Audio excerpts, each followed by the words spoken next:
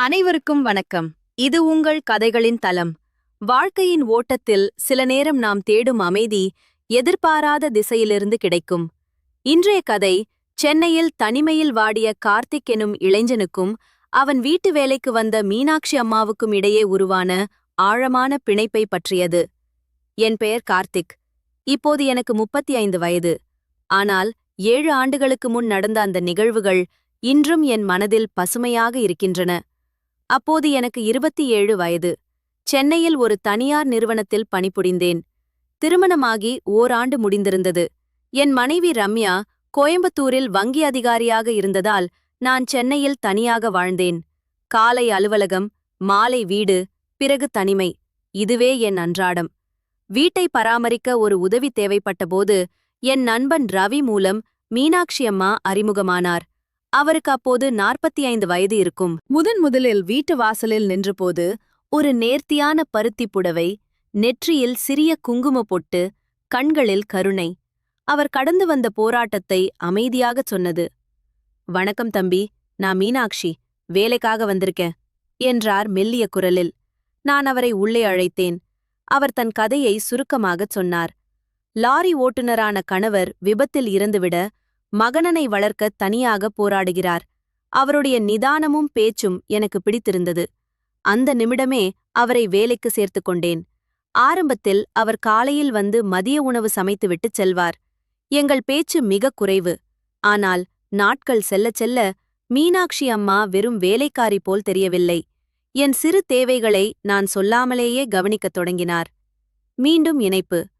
ஒரு தனிமையான ஆணுக்கும் போராட்டமான பெண்ணுக்கும் இடையே உருவாகும் இந்த அமைதியான தொடக்கம் எங்கு போகும்? அடுத்த பாகத்தில் பார்க்கலாம். நாட்கள் உருண்டன. அலுவலகத்தில் வேலைப்பளு அதிகமாகி நான் சோர்வாக வரும் நாட்களில் மீனாட்சி அம்மா சொல்வார், "தம்பி, இன்னைக்கு ரொம்ப களைப்பா இருக்கீங்க போல. கொஞ்சம் இஞ்சி டீ போட்டு தரேன், குடிச்சிட்டு ஓய்வெடுங்க." அந்த அக்கறையில் என் அம்மாவின் முகம் தெரிந்தது. ஒரு நாள் அலுவலகத்திலிருந்து சீக்கிரமே வந்துவிட்டேன். சமையலறையில் அவர் ஒரு பழைய தமிழ் பாட்டை முணுமுணுத்துக் கொண்டிருந்தார். "நெஞ்சம் மறப்பதில்லை." நான் சிரித்துக்கொண்டே, "பாட்டு ரொம்ப நல்லா இருக்கம்மா" என்றேன். திடுக்கிட்டு திரும்பி அவர் முகம் சிவந்தது. கண்களில் ஈரம் தெரிந்தது. "இந்த தனிமைதான் அப்பப்ப பயமுறுத்தும் தம்பி. ஆனா நீங்க ரொம்ப நல்லவர். இந்த வீட்டில் வேலை செய்யும்போது என் சொந்தக்காரங்க வீட்டில் இருப்பது மாதிரி நிம்மதியா இருக்கு" என்றார். அந்த மாலை பேச்சுக்குப் பிறகு எங்களுக்கிடையே இருந்த தயக்கம் மெல்ல கரையத் தொடங்கியது. ஒரு ஞாயிற்றுக்கிழமை சென்னையில் கோடை மழை. நான் சோபாவில் புத்தகம் படித்துக் கொண்டிருந்தேன். மழையில் நனைந்து கொண்டு மீனாட்சி அம்மா தாமதமாக வந்தார். "மன்னிச்சிருங்க தம்பி, பஸ் லேட் ஆயிடுச்சு" என்றார். நான் துண்ட கொடுத்து, "முதல்ல தலைய தொடங்க, சளி பிடிக்கும்" என்றேன். வேலை முடிந்து கிளம்பும்போது, "அம்மா, மழை பெய்யுது, இங்கேயே சாப்பிட்டுட்டு போங்க" என்றேன். தயங்கியும் சம்மதித்தார். நாங்கள் இருவரும் சாப்பிட்டோம். அப்போதுதான் உணர்ந்தேன், ரம்யாவுடன் கடைசியாக நிதானமாக சாப்பிட்டது எப்போது என்று எனக்கே நினைவில்லை. அவள் எப்போதும் வேலையில் மும்மரம். "கார்த்திக், மீட்டிங்ல இருக்கேன், அப்புறம் பேசுறேன்" என்ற பதில்தான் வரும். "ஒரு ஆண் தனியா இருக்கிறது எவ்வளவு கஷ்டம்னு எனக்கு தெரியும். நீங்க தைரியமா இருக்கணும்" என்றார் மீனாட்சி. அவரது குரலில் ஒரு தாயின் அரவணைப்பும் உற்ற தோழியின் ஆறுதலும் கலந்திருந்தது. மீண்டும் இணைப்பு. இந்த அக்கறை படிப்படியாக எல்லைகளை மீறுமா? அவர்களுக்குள் புரிதல் அன்பாக மாறுமா? 3ஆம் பாகத்தில் தொடரலாம். இப்போது மீனாட்சி வேலை முடிந்ததும் கிளம்பி விடுவதில்லை. நான் ஆபீஸிலிருந்து வரும் வரை காத்திருந்து எனக்கும் அவருக்கும் காஃபி போட்டுக்கொண்டு பால்கனியில் அமர்வார். ஒரு நாள் இரவு ரம்யாவுடன் போனில் கடுமையான தகராறு. "உனக்கு உன் வேலைதான் முக்கியம்னா அங்கேயே இரு" என்று கத்திவிட்டு போனை வைத்தேன். அன்று எனக்கு தூக்கமே வரவில்லை. மறுநாள் காலை மீனாட்சி வந்தபோது, "நீங்க யாரையோ தேடுறீங்க, அந்த அன்புக்காகத்தான் இந்த ஆதங்கம்" என்றார். அவர் என் தலைமுடியை கோதிவிட்டபோது என் கண்கள் கலங்கின.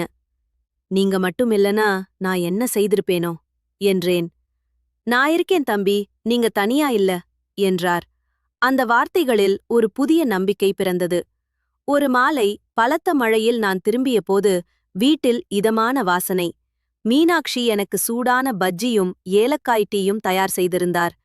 குளித்துவிட்டு வந்து அமர்ந்ததும் பால்கனியில் அவர் டீயை ஒற்றிக் கொடுத்தார். "நீங்க ஏன் இன்னும் காத்திருந்தீங்க?" என்று கேட்டேன். வீட்டுக்கு தனியா போய் என்ன செய்ய போறேன்?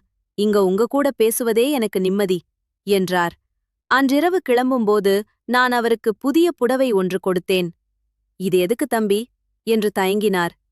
சின்ன அன்பு பரிசம்மா என்றேன். அதை வாங்கும்போது எங்கள் கைகள் ஒன்றுபட்டன. அந்த தொடுதல் மின்சாரம் பாய்ச்சியது போன்ற உணர்வு. அவர் சட்டென்று கையை விலக்கிக் கொண்டாலும் கண்களில் புதிய பிரகாசம் தெரிந்தது. மீண்டும் இணைப்பு. இந்த உணர்வு காதலாக மலருமா? அவர்களுக்கிடையே உள்ள வயது இடைவெளியும் சமூகமும் என்ன சொல்லும்? 4ஆம் பாகத்தில் பார்ப்போம். ஒரு நாள் மீனாட்சிக்கு உடல்நிலை சரியில்லை. அவர் அன்று வேலைக்கு வரவில்லை. அந்த ஒரு நாள் எனக்கு ஓர் ஆண்டு போல் நீண்டது. வீடே இருண்டு போனது. மறுநாள் காய்ச்சலுடன் வந்தார். நெற்றியில் கை வைத்து பார்த்தேன். இன்னும் சூடு குறையவில்லை. ஏன் கஷ்டப்பட்டு வந்தீங்க? ஓய்வெடுக்க வேண்டாமா என்றேன். நீங்க என்ன சாப்பிட்டீங்களோ எப்படி இருந்தீங்களோன்னு கவலையா இருந்துச்சு தம்பி என்றார். அவரை சோபாவில் அமர வைத்து நானே காப்பி போட்டுக் கொடுத்தேன். அன்று முழுவதும் அவரை வேலை செய்ய விடாமல் நிறைய பேசினோம். அவர் தன் கடந்த கால துயரங்களை பகிர்ந்து கொண்டார். கிளம்பும்போது, தம்பி, நீங்க எனக்கு கடவுள் கொடுத்த வரமா இருக்கீங்க என்று சொல்லிவிட்டுச் சென்றார். நாட்கள் செல்லச் செல்ல எங்கள் உறவு புதிய பரிமாணத்தை எட்டியது. ஒரு நாள் மீனாட்சி நான் கொடுத்த புடவையை உடுத்தி வந்தார். ரொம்ப அழகா இருக்கீங்க என்றதும் வெட்கத்தில் சிவந்தார். மின்சாரம் துண்டிக்கப்பட்ட இரவு. மெழுகுவர்த்தி வெளிச்சத்தில் அவர் என் கையை பிடித்துக் கொண்டார். உங்களுக்குன்னு நான் இருக்கேன் தம்பி. ஆனால் வார்த்தை ஒரே சீராகச் செல்வதில்லை. ஒரு நாள் மாலை ரம்யா திடீரென்று வந்தாள். எங்கள் இருவரையும் பால்கனியில் சிரித்துப் பேசிக் கொண்டிருப்பதை பார்த்ததும் அவள் முகம் மாறியது. யார் இவங்க? எதுக்கு இவ்வளவு நெருக்கம் என்று அதிகாரத்தோடு கேட்டாள். மீனாட்சி பயந்து போய் நின்றார். வேலை செய்யறவங்க வேலை செய்யற இடத்துலதான் இருக்கணும் என்று ரம்யா கத்தினாள். நான் சொன்னேன், இவந்த வெறும் வேலைக்காரி மட்டுமில்ல, என் தனிமையில் எனக்கு துணையா இருந்தவங்க. மீண்டும் இணைப்பு. ரம்யாவின் வருகை எல்லாவற்றையும் சிதைக்குமா? மீனாட்சிக்கும் கார்த்திக்குக்கும் இடையிலான உறவு என்ன ஆகும்? இறுதி பாகத்தில் முடிவைக் காணலாம். ரம்யா கிளம்பும் வரை அந்த 3 நாட்களும் நரகமாக இருந்தது. மீனாட்சி அழுது கொண்டே, தம்பி, நான் இனிமே வரல, உங்க வாழ்க்கை கெட்டிடக்கூடாது என்றார். நீங்கதான் என் வருடக்கணக்கான துணை என்று நான் அவர் கைகளை பற்றிக் கொண்டேன். பக்கத்து வீட்டுக்காரர்கள் இவர்களின் நெருக்கத்தைப் பற்றி பேசத் தொடங்கினாலும் நான் குடியிருப்பு செயலாளரிடம், அவங்க என் குடும்பத்தில் ஒருத்தர் என்று உறுதியாகச் சொன்னேன். விரைவில் மீனாட்சியின் மகன் மணிகண்டன் படிப்பை முடித்து வந்தான். நான் அவனுக்கு வேலை வாங்கிக் கொடுத்தேன். எங்கள் உறவை முதலில் வியப்புடன் பார்த்தாலும் நான் அவரது தாயை எவ்வளவு கண்ணியமாக நடத்துகிறேன் என்பதைக் கண்டு மணிகண்டன் மரியாதை கொண்டான். அம்மா, கார்த்திக் சார் உங்கள ஒரு மனுஷியா மதிச்சு அன்பு காட்டுறார். அது எனக்கு ரொம்ப சந்தோஷமா இருக்கு என்றான். சில மாதங்களில் ரம்யா ஃபோன் செய்தாள். சண்டைக்கல்ல, புரிதலுக்காக. நாம பரஸ்பரம் பிரிஞ்சிடலாமா என்றாள். நான் அமைதியாக ஒப்புக்கொண்டேன். சட்டப்பூர்வமான பிரிவுக்குப் பிறகு மீனாட்சியிடம் சொன்னேன், இப்போ எந்த தடையும் இல்லை. நமக்குள் இருக்கும் இந்த அன்பு போதும். உலகம் என்ன சொன்னாலும் நாம் ஒன்றாக வாழலாம். மீனாட்சி கண்கலங்கினார், ஆனால் சிரித்தார். ஒரு சிறிய கோவிலில் மணிகண்டன் முன்னிலையில் நான் அவரது கைகளை பற்றிக் கொண்டேன். அது ஒரு திருமணம் அல்ல, 2 தனிமையான ஆன்மாக்கள் ஒருவருக்கொருவர் துணையாயிருப்போம் என்ற சத்தியம். இன்று மீனாட்சி அந்த வீட்டின் தலைவி. அன்புக்கு வயது ஒரு தடை அல்ல, அது 2 இதயங்கள் சந்திக்கும் புள்ளி. எங்கள் வாழ்க்கை அதை நிரூபித்துக் கொண்டிருக்கிறது. மீண்டும் இணைப்பு. தனிமையில் இருக்கும் ஒவ்வொருவருக்கும் அன்பு எதிர்பாராத வடிவத்தில் வரலாம். இந்த கதை உங்கள் மனதில் ஏதாவது உணர்வை ஏற்படுத்தியிருந்தால் லைக்கும் ஷேரும் செய்யுங்கள். அடுத்த கதையில் சந்திப்போம். நன்றி.